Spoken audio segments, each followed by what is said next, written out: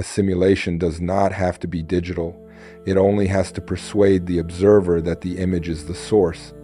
The Gnostic worldview begins with a fullness that precedes the fragmented cosmos, then tells of a lower order that mistakes its derivative structure for the whole of reality. Long before modern theories of rendered universes, these texts asked whether the world we touch is primary or copied. Yet the most important evidence is not outside you. It is the homesickness no object can satisfy, the pressure of a light that seems older than your biography. If the pleroma is base reality, the path home begins by identifying what in you was never generated by the simulation. Imagine a reflection that has forgotten the face from which it came. The symbol belongs to our language, while the textual ground remains pleroma as divine fullness in Valentinian and broader Gnostic language. Keeping those levels distinct protects the investigation from fantasy. It also opens a more intimate inquiry. What makes a derivative world feel absolute? Omnisoul follows what changes in consciousness before naming what stands above it. Read the scene as a story of consciousness. The scene presents a reflection that has forgotten the face from which it came. At first, the seeker assumes the obstacle is external. Then the textual world of pleroma as divine fullness in Valentinian and broader Gnostic language changes the scale of the problem. The governing structure is not only around the seeker, it has taught the seeker how to interpret experience. The first liberation is therefore a change in seeing before it becomes a change in circumstance. This layer carries a hidden bargain. The copy becomes convincing when the observer loses every memory of the original. In exchange for temporary safety, the soul gives away a portion of attention. In exchange for belonging, it may give away a question. In exchange for certainty, it may surrender the ability to revise a conclusion. Gnos begins when the terms of that bargain become visible. Many people arrive at this threshold believing they lack discipline, faith, or spiritual worth. Yet the deeper issue may be divided allegiance. One part recognizes the truth, while another protects the relationships and identities built before that recognition. Seeing both parts is more honest than declaring either one evil. The image of a reflection that has forgotten the face from which it came keeps this conflict visible. And what I am about to reveal has layers that a single video cannot contain. For those who have been watching this channel and sensing that the fragments are pointing to something larger, the complete initiation exists. It is in the pinned comment. But stay with me now, because this next part changes everything. A manuscript can carry authority without being forced to answer every modern question. Our textual anchor is pleroma as divine fullness in Valentinian and broader Gnostic language. It gives us a language for origin, imitation, captivity, and remembrance. From there, we can create a contemporary exercise, but we should never hide the fact that the exercise is ours. This honesty invites the seeker to study rather than merely believe the narrator. An initiatory voice must not confuse intensity with evidence. The historical foundation is pleroma as divine fullness in Valentinian and broader Gnostic language. Our application asks how the same pattern might be recognized now. The manuscript should not be forced to predict modern technology, psychology, or politics. Its power is deeper. It gives form to recurring structures of ignorance, imitation, and awakening. A truth that never reaches the body remains easy to admire and easy to abandon. Ask, what makes a derivative world feel absolute? Let the answer remain unfinished while you breathe. The unfinished space is important. It prevents the first defensive explanation from becoming the final authority and allows a more complex recognition to emerge. Seal the movement with the source test. Write the question at the top of a page. What makes a derivative world feel absolute? Beneath it, make 2 columns. In the first, record the voice that demands immediate obedience. In the second, record the quieter perception that allows complexity. The goal is not always to choose the quieter voice, but to stop pretending only one voice exists. What remains unconscious does not remain inactive. It organizes perception from below. It selects which risks appear impossible, which relationships feel necessary, and which truths are dismissed before examination. The price of ignorance is therefore measured not only in pain, but in the futures that were never allowed to become imaginable. This is the cost revealed by the pleroma as prior reality. But one question remains unopened. If the soul can recognize the pattern, why does recognition so often fail to produce freedom? The next layer will reveal what the pattern receives in exchange for keeping the seeker divided. It opens towards Sophia's rupture. Stay with the distinction inside the pleroma as prior reality. A teaching becomes initiatory when it can survive ordinary time, correction, and consequence. The practice of the source test asks whether the question, what makes a derivative world feel absolute? This prepares us for Sophia's rupture. What appears next will move the teaching from private insight into a test of how consciousness actually lives. The next movement opens through light, spilling into a structure unable to comprehend its origin. Behind it stands Sophia's act, the demiurge, and the lower rulers. Yet the test belongs to lived experience. Which limitation have you mistaken for a law of being? A useful Gnostic interpretation should produce greater discernment, steadier responsibility, and a more exact relationship with reality. The myth becomes intimate through the image of light spilling into a structure unable to comprehend its origin. Our ancient source is Sophia's act, the demiurge, and the lower rulers. It supplies the vertical dimension, a higher origin, a deficient imitation, and a force of remembrance. The human dimension appears when the seeker recognizes that the same conflict is being rehearsed through attention, loyalty, fear, and action. The pressure beneath this movement can be stated simply: the lower order converts an accident of limitation into a declaration about what reality must always be. Nothing here requires the seeker to invent enemies. The work is to observe where consciousness has been divided, who benefits from the division, and what honest action would begin restoring relationship among the separated parts. There is relief in discovering that the conflict has a structure. Relief must not become passivity, but it can end the belief that you are uniquely incapable of change. The pattern was learned, reinforced, and rewarded. For that reason, it can also be observed, interrupted, and gradually reorganized. In this movement of the pleroma as prior reality, the next honest inquiry is, which limitation have you mistaken for a law of being? The ancient vocabulary matters. Our textual anchor is Sophia's act, the demiurge, and the lower rulers.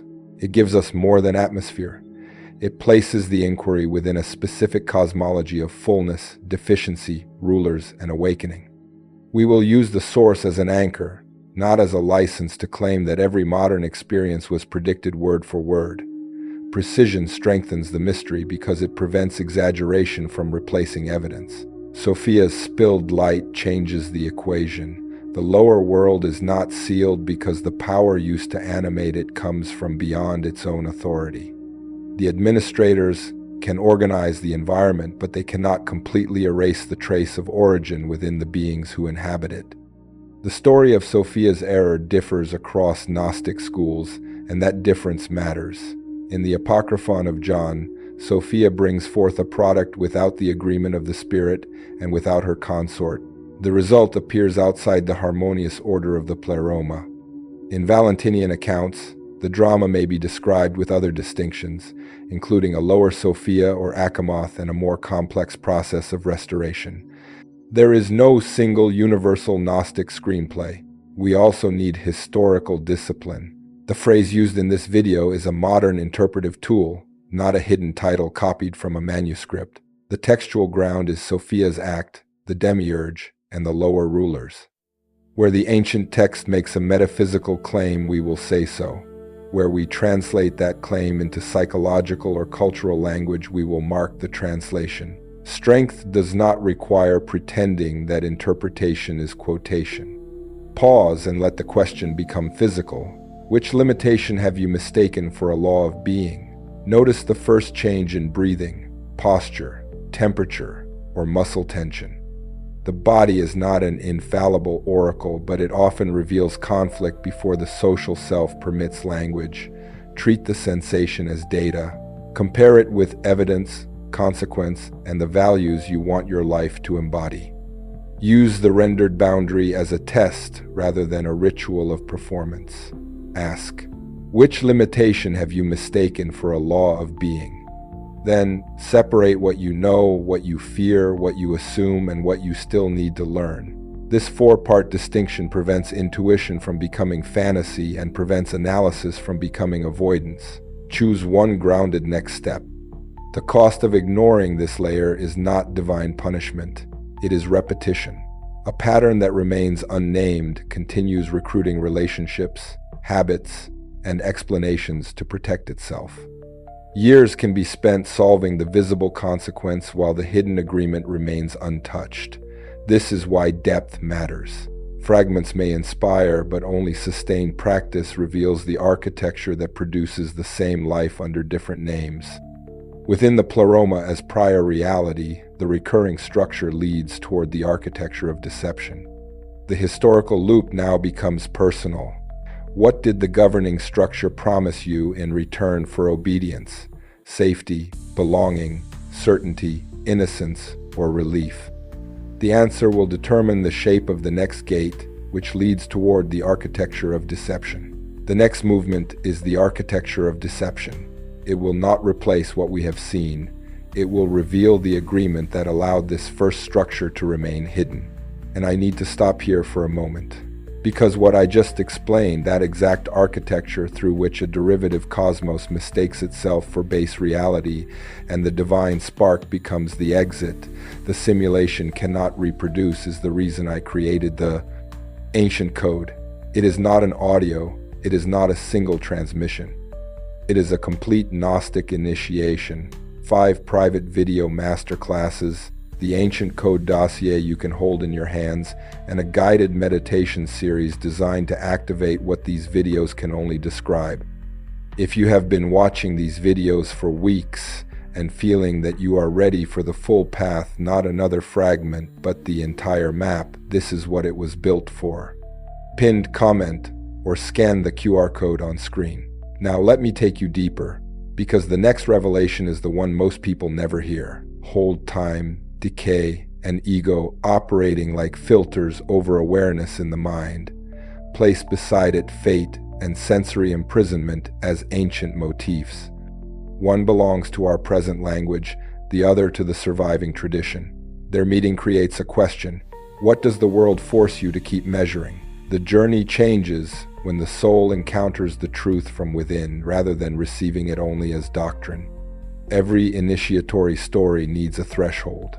Here, the threshold is represented by time, decay, and ego operating like filters over awareness. Beyond that image lies the textual horizon of fate and sensory imprisonment as ancient motifs. The seeker cannot cross by collecting another opinion. The crossing occurs when the symbol reveals an agreement the personality has been making unconsciously. That is why the story must move from cosmic language into a precise human choice.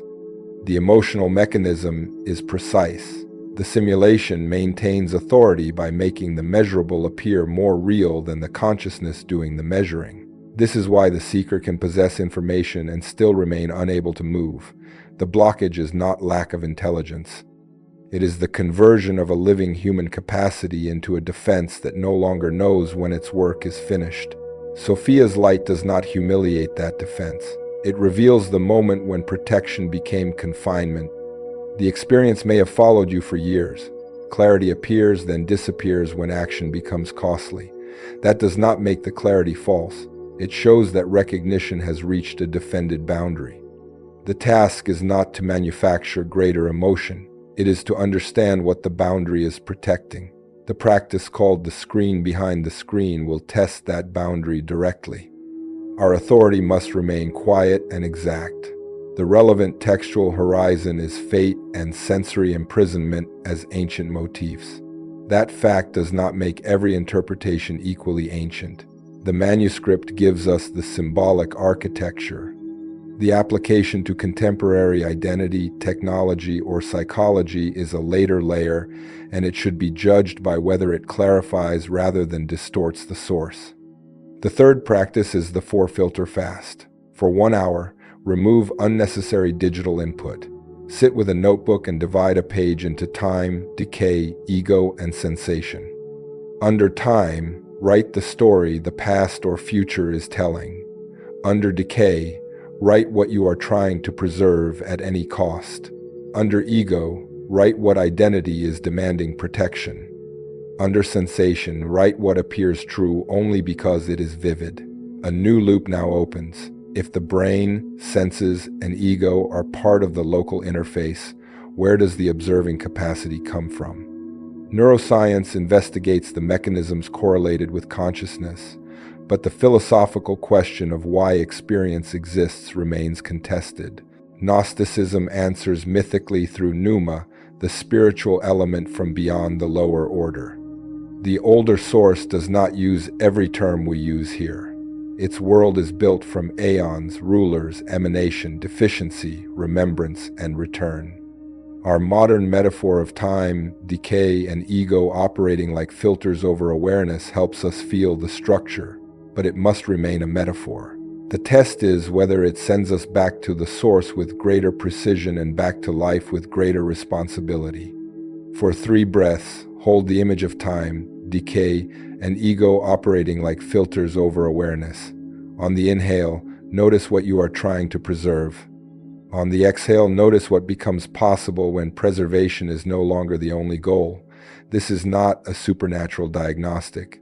It is a way to let cognition, emotion, and bodily response enter the same field of attention. Practice the screen behind the screen. Begin with 1 slow breath and bring the question into the body. What does the world force you to keep measuring? Do not search for a dramatic message. Notice the first contraction, image, memory, or impulse that appears. Write 1 sentence describing what you observed, then 1 sentence naming the smallest action that would honor the observation. The practice becomes real only when it changes a choice. A seeker can understand the symbol and still lose years to the mechanism. Information alone does not interrupt repetition. The hidden cost appears in decisions that never become visible, questions never spoken, and capacities never developed. The path asks for patience, but patience is not postponement. It is consistent movement without the need for spectacle.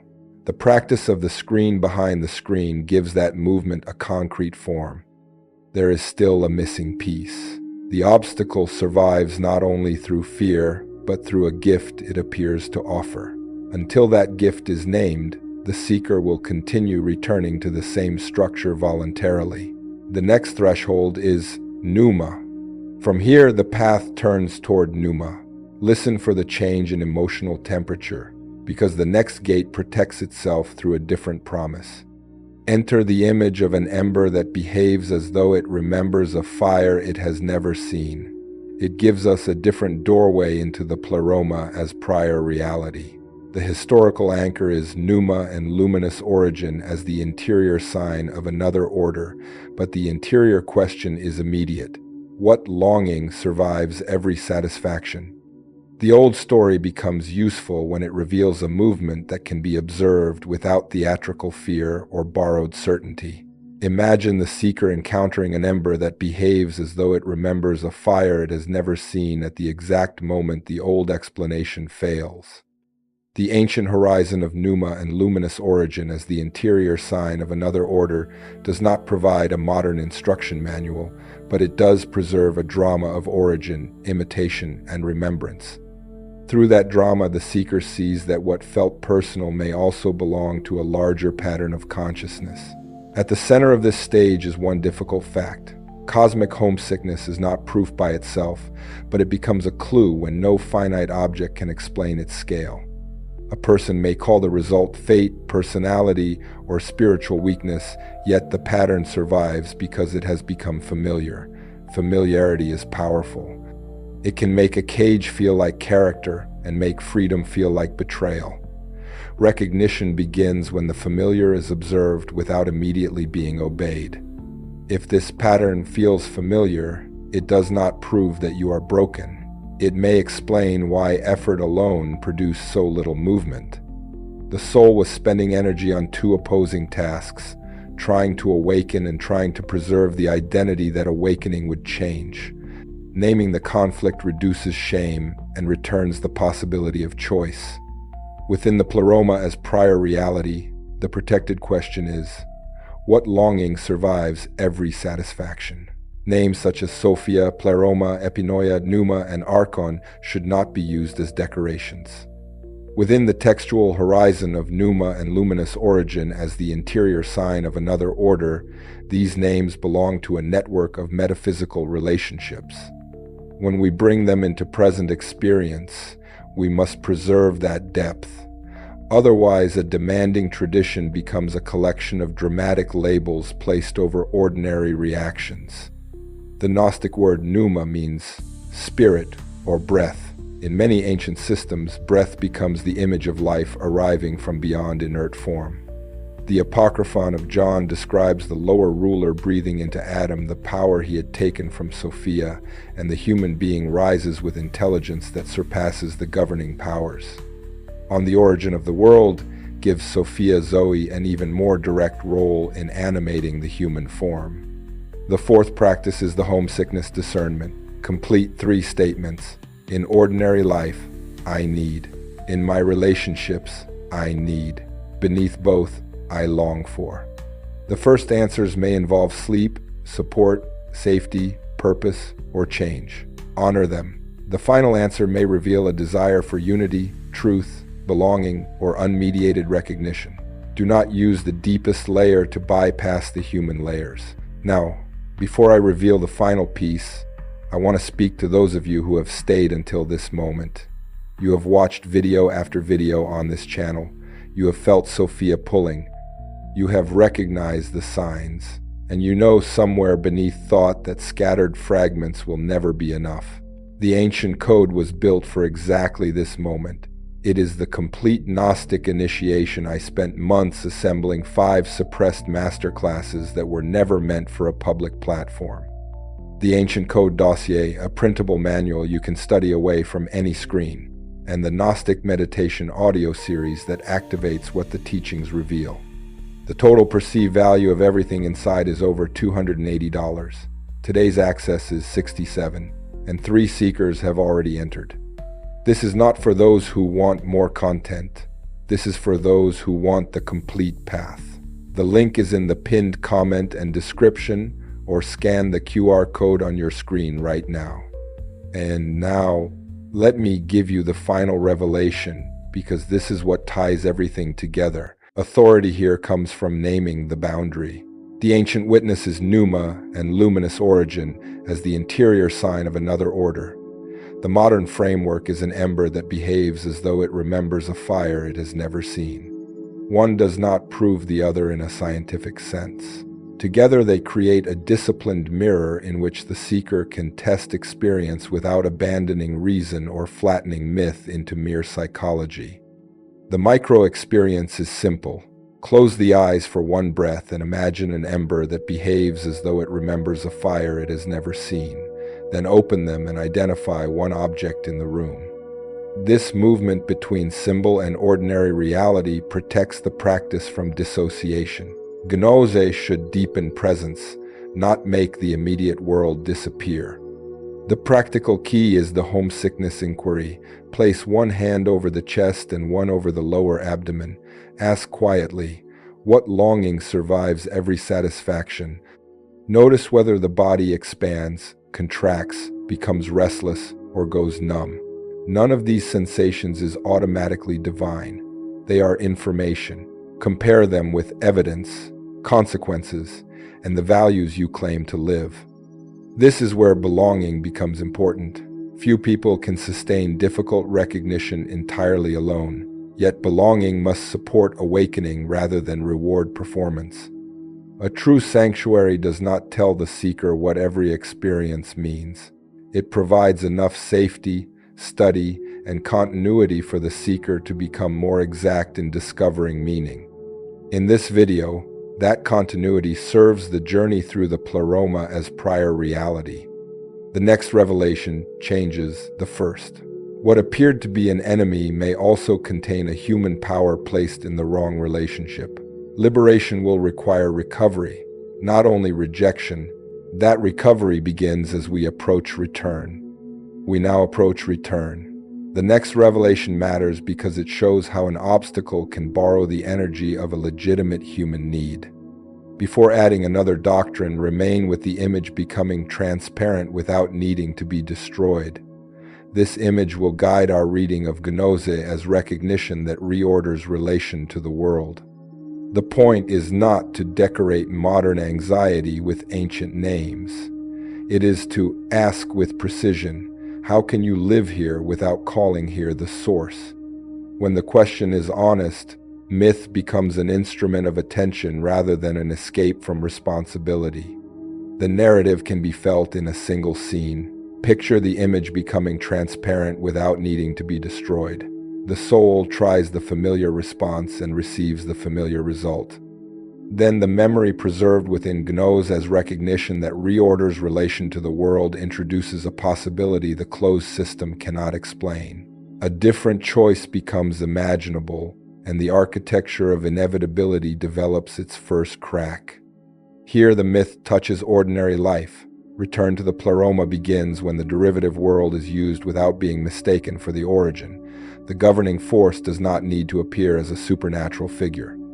It can be experienced through a role, an institution, a habit, or a fear that demands automatic obedience. The symbolic reading is valuable only if it increases clarity rather than suspicion toward everything around us.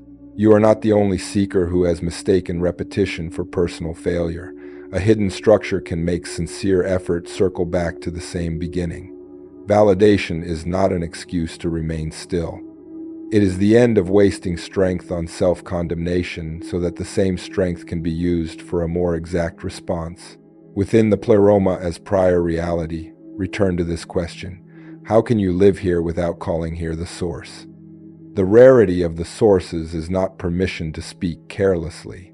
The material connected to gnose as recognition that reorders relation to the world survives through particular manuscripts and translations, often with disagreements among scholars and communities. A responsible narration can still be powerful. It simply distinguishes the surviving statement, the interpretive bridge, and the practical experiment offered to the viewer. Practice the base reality return before sleep. Review one moment when a fragment claimed to be the whole. Name the fragment. Name the larger truth it excluded. Then rest attention on the awareness capable of holding both. That awareness is not the full pleroma, but it points in the direction of fullness. The final revelation is that base reality cannot be proven by escaping every appearance. It is recognized when appearances lose the authority to define the whole. The pleroma is not simply behind the universe like a hidden server behind a screen. In Gnostic symbolism, it is the fullness from which the very capacity to recognize derivation arises. Keep the levels distinct. The ancient framework here is gnose as recognition that reorders relation to the world. The image of the image becoming transparent without needing to be destroyed belongs to our contemporary narration. They can illuminate one another without becoming identical. This distinction protects the audience from false authority and protects the myth from being reduced to whatever modern idea happens to be fashionable. Bring the inquiry out of abstraction. Ask slowly, how can you live here without calling here the source? Then notice where the body prepares to defend an answer. Perhaps the jaw tightens, the chest closes, or the mind rushes toward explanation. Do not interpret too quickly. The first task is to observe how the constructed self mobilizes when a protected identity is approached. The exercise for this stage is the base reality practice. Sit without music or notification for 7 minutes. Repeat the question once. How can you live here without calling here the source? After that, stop repeating it. Let the silence reveal what your rehearsed answer has been protecting. End by naming one boundary, one truth, or one act of repair that can be completed within the next day. Delay has a real price because consciousness becomes practiced in whatever it repeats. Each time recognition is negotiated away, the old route becomes easier to travel. The system then feels natural, and the possibility of another response begins to feel unrealistic. The purpose of this teaching is not urgency through panic. It is urgency through the recognition that time itself becomes part of the pattern. The transition toward the alchemy of living breath will show how that repetition is maintained. The final recognition does not require hatred of the visible world. An image can be beautiful without being the source. A body can be sacred without being the total boundary of consciousness. To recognize the pleroma as prior reality is to stop asking finite structures to satisfy an infinite memory. Subscribe to OmniSoul, because our next journey turns from cosmology to inner alchemy and explores how the living breath of Sophia can unite the divided soul with wisdom. And if today was the day you realize the fragments are over, the ancient code is waiting. The complete initiation. Pinned comment. I will see you in the next awakening.